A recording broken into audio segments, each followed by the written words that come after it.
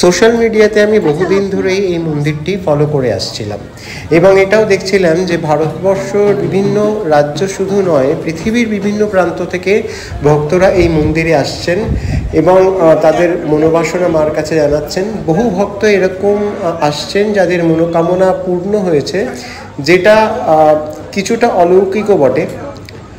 তাই আমারও একটা সুপ্ত বাসনা ছিল, আমিও এই মন্দিরটিতে গিয়ে মাকে একবার দর্শন করে আসবো। গত শ্রাবণ সংক্রান্তিতে হঠাৎ করে এই সুযোগটা আমার সামনে চলে এলো। শ্রাবণ সংক্রান্তি অর্থাৎ সেই দিনটি মা মনসার পুজোর জন্যই নির্দিষ্ট। আমরা যারা ওপার বাংলার মানুষ তারা এই দিনটিতেই মা মনসার আরাধনা করে থাকি। তাই বিকেলবেলা যখন কাকরগাছিতে যাওয়ার একটা সুযোগ এলো, তখন ঠিক করলাম একবার মন্দিরটি দর্শন করব। আমি মন্দিরটি চিনতাম না, জাস্ট গুগল ম্যাপে সার্চ করে আমি চলে গেলাম। গুগল ম্যাপে কাকরগাছি মনসা মন্দির সার্চ করলে আপনারা অতি সহজেই এই মন্দিরটিতে পৌঁছে যেতে পারবেন। নিতান্তই আড়ম্বরহীন একটি মন্দির। এখানে স্থাপত্যের কোনো বাহুল্য নেই। একটা পাড়ার কোনো একটা পার্কের এক কোণেই মন্দিরটি। আমার যতদূর দেখে মনে হলো এই হচ্ছে মায়ের মূর্তি। মৃন্ময়ী মূর্তি, কিন্তু অপূর্ব, চোখ ফেরানো যায় না। সেই সঙ্গে এটাও মনে হয় যে এখানে মায়ের কাছে আন্তরিকভাবে নিজের মনোবাসনা জানালে সেটা হয়তো মা রাখবেন।